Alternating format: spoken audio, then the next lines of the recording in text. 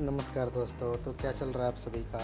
यहाँ हम डिस्कस करने वाले हैं, थंबनेल पे आप देख पाएंगे कि हेड कलर जिसकी की वैकेंसी DSSP की तरफ से यानी दिल्ली गवर्नमेंट की तरफ से रिलीज़ की गई थी। अभी इसका डेट फ़िलहाल चल रहा है, आप चाहें तो उसको अप्लाई कर सकते हैं उसके अगेंस्ट। तो इसमें हम जानेंगे उसके डिटेल सिलेबस के बारे में, एग्ज़ाम पैटर्न के बारे में। मैं इसलिए इसको बता रहा हूँ क्योंकि ये बहुत ही अच्छी पे स्केल वाली जॉब है, 4600 ग्रेड पे वाली जॉब है जैसा मैंने लिख रखा है। ऐसा जो पोस्ट है आपको बहुत ही कम मिलता है, और ख़ास करके वो उस स्टूडेंट के लिए जो दिल्ली NCR में रहते हैं या दिल्ली जाके एग्ज़ाम दे सकते हैं, क्योंकि इसका एग्ज़ाम दिल्ली में ही होने वाला है। तो उन स्टूडेंट के लिए देखना ज़रूरी है। तो एक एक करके हम देखेंगे। तो हम स्टार्ट करते हैं, बने रहिए अंत तक, ठीक है। सबसे पहले देखिए, ये है PDF का फर्स्ट पेज है। PDF आपको ऑफिशियल साइट पे मिल जाएगा, और मैंने टेलीग्राम ग्रुप पे भी दे रखा है, तो लिंक नीचे मिलेगा, वहाँ से ऐड होकर आप डाउनलोड कर सकते हैं PDF टोटल जानकारी के लिए। यहाँ मैंने स्क्रीनशॉट ले रखा है, उसमें से जो इम्पोर्टेंट चीज़ है वही हम डिस्कस करने वाले हैं। सबसे पहले हम देखेंगे कि डेट देखते हैं। ये 25 मई से स्टार्ट हुआ था और 24 जून तक आप इसको अप्लाई कर सकते हैं, फॉर्म फिल कर सकते हैं, ठीक है। तो आराम से कर सकते हैं, क्योंकि अगर आप कोई भी गवर्नमेंट एग्ज़ाम की प्रिपरेशन कर रहे हैं तो सबसे पहला तो ये है कि आपको कंपटीशन देख के ऐसे हाइट तो नहीं होना चाहिए कि भाई इतना कम सीट है तो हम कैसे अप्लाई करेंगे, नहीं। और दूसरा ये है कि 100 रुपये फ़ी लग रहा है, तो अगर आप उस रेंज में हैं तो आप फिल कर सकते हैं। अब आगे हम देखते हैं कि इसका क्या एलिजिबिलिटी है, क्या सिलेबस है। इसमें बहुत सारे पोस्ट हैं, इसको अभी आप देख सकते हैं। मैंने एक और डिटेल वीडियो बनाया था जब ये वैकेंसी रिलीज़ की गई थी। बाकी इसमें हम पर्टिकुलर जो हम डिस्कस करने वाले हैं वो हेड कलर यहाँ देख सकते हैं। हेड कलर 46/21, यानी जब आप अप्लाई करेंगे तो वहाँ से पोस्ट कोड पूछा जाएगा। तो 46/21 है हेड क्लर्क, ठीक है। डिपार्टमेंट कौन सा है? Delhi urban shelter improvement board, और 4600 ग्रेड पे। यही जो है इसको एट्रैक्टिव बनाता है, क्योंकि काफ़ी सारे स्टूडेंट इसमें अप्लाई करने वाले हैं, ठीक है।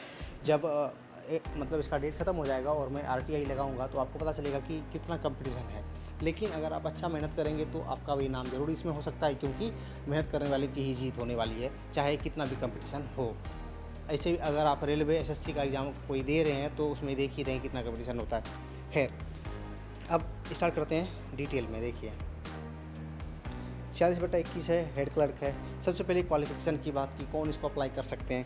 तो बैचलर्स डिग्री और equivalent from any recognised university, यानी कोई भी ग्रेजुएशन आपने अगर कर रखा हो, आपके पास कोई भी डिग्री हो, चाहे किसी स्ट्रीम से हो, आप अप्लाई कर सकते हैं, ठीक है।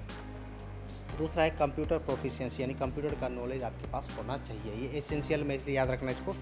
बाकी पे स्केल तो आप देख ही रहे हैं, बाकी कोई भी क्वालिफिकेशन और ज़्यादा नहीं है, बस आप अप्लाई कर सकते हैं।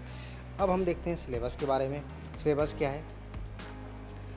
DSSP में 2 तरीके से आता है, ठीक है। वैसे 3 तरीके से। पहला जो है वो आता है 1 टियर और जनरल, यानी एक ही एग्ज़ाम होता है उसमें, उसके बाद टाइपिंग होती है, ठीक है। एक आता है 2 टियर जनरल, यानी 2 एग्ज़ाम होंगे और वो जनरल होगा, टेक्निकल कोई भी पेपर नहीं होगा, उन्हीं में से एक है ये 2 टियर जनरल, यानी 2 एग्ज़ाम होंगे आपके, ठीक है, और वो भी जनरल, टेक्निकल पेपर नहीं होगा। तो 2 में से हम एक की बात करते हैं, पहले टियर 1।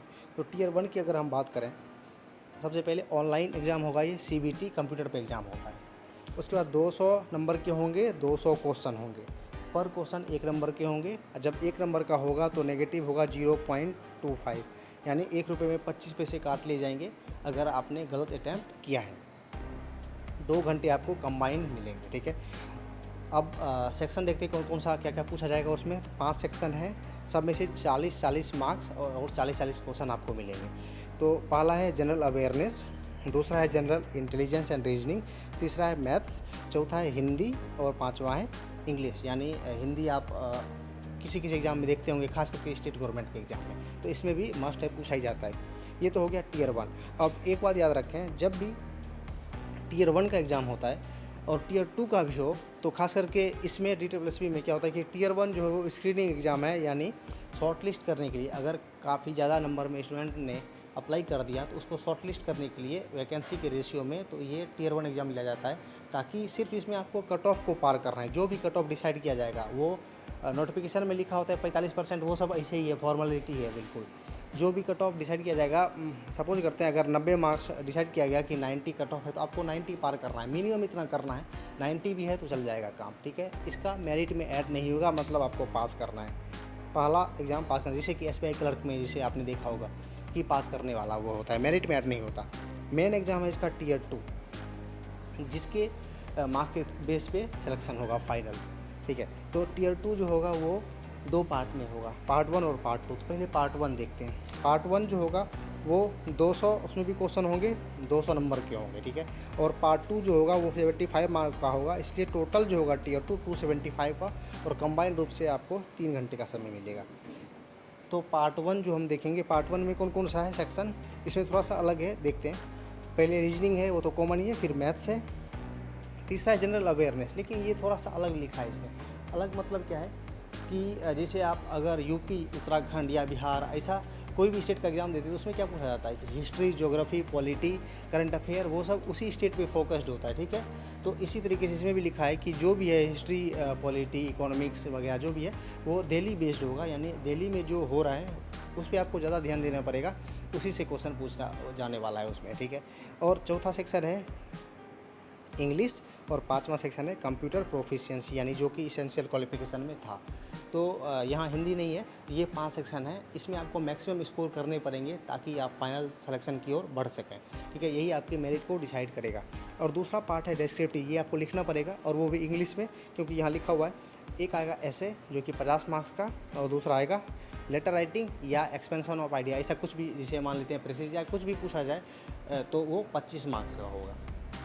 तो टोटल होगा 275, और 275 में से जो आप स्कोर करेंगे वही डिसाइड करेगा कि आप सेलेक्ट होते हैं या नहीं होते, क्योंकि एक कट ऑफ डिसाइड किया जाएगा। हालांकि वैकेंसी कम है, क्योंकि एक बार पीछे देख सकते हैं, वैकेंसी जो है यहाँ 12 ही वैकेंसी, जिसमें EWS का 1, जनरल का 7, OBC का 3 और SC का 1, बहुत ही कम वैकेंसी है। लेकिन इसमें यही होता है कि जनरल जो वैकेंसी रिलीज की जाती है वो बहुत कम होती है। हाँ, अगर टीचिंग लाइन की आप वैकेंसी देखेंगे तो उसमें बहुत ज़्यादा वैकेंसी देखने के लिए मिलेगी। अभी फ़िलहाल रिलीज हुआ है इसी की तरफ से, तो इसमें ज़्यादा है, लेकिन इसमें कम है तो आप कुछ नहीं कर सकते। अगर आप इसमें लेना चाहते हैं जॉब, तो आपको अच्छी मेहनत की ज़रूरत पड़ेगी, क्योंकि सीट कम है और काफ़ी सारे स्टूडेंट इसमें अप्लाई करने वाले हैं, क्योंकि अच्छी जॉब है, दिल्ली में मिलेगी इसलिए। और अगर कम ग्रेजुएशन बेस्ड एग्ज़ाम देते हैं स्टूडेंट तो इसको भी ज़रूर फिल कर देंगे, महंगा भी नहीं है दूसरे फॉर्म की तरह। ये तो हमने देख लिया। अब देखिए डिटेल, अगर हम देखेंगे कि डिटेल में क्या क्या पूछा जाता है सब्जेक्ट वाइज, तो देखते हैं जनरल अवेयरनेस। इसमें वही है जो आप पढ़ते रहते हैं। टियर 2 में थोड़ा सा अलग है, टियर 1 के लिए तो यही सिलेबस है। फर्स्ट ईयर जो होता है वो बिल्कुल सेम होता है सबका। तो यहाँ देख सकते हैं आप, एवरीडे साइंस है, साइंटिफिक रिसर्च है, नेशनल इंटरनेशनल ऑर्गेनाइजेशन है, ज्योग्राफी है, हिस्ट्री है, पॉलिटी है, कॉन्स्टिट्यूशन है, स्पोर्ट, आर्ट एंड कल्चर, ये सब पूछा जाता है। फिर इंटेलिजेंस में देख सकते हैं आप, इसमें भी वही पूछा जाएगा, वर्बल, नॉन वर्बल आएगा, डिसीजन मेकिंग, फिगर, फिर विजुअल मेमोरी लिखा हुआ है यहाँ। बाकी आप पोज करके भी खुद प्रॉब्लम सॉल्विंग है, काउंटिंग फिगर आ सकता है, ऐसा कुछ है। फिर मैथ्स में देखिए, ध्यान से देखने की बात है मैथ्स में, क्योंकि थोड़ा सा रहा था क्या पढ़ें क्या ना पढ़ें, तो चैप्टर देख।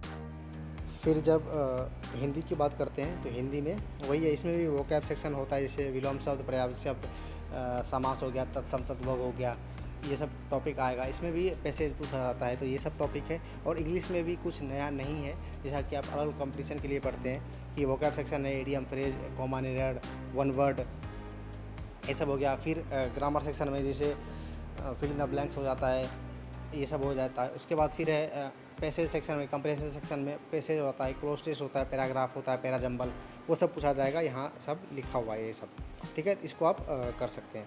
ये तो हो गया डिटेल बात में, आपको अपने बुक में इसको टिक कर लेना है। आप एक साथ मैंने स्लाइड में लिख रखा है, उसको आप देख लीजिए, बस इसी का स्क्रीनशॉट लेके आपको रखना है। देखिए टियर 1 क्वालिफाइंग है, 5 सेक्शन ऐसे मिलेंगे आपको।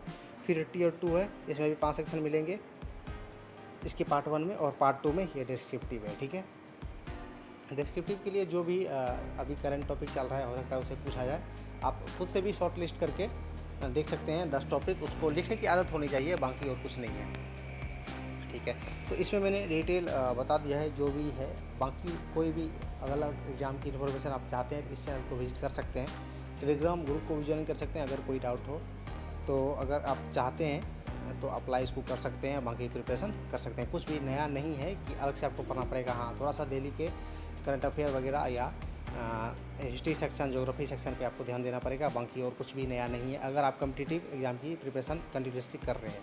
तो इस वीडियो में इतना ही बताना था। एंड करते सेशन को। Thank you. जय हिंद।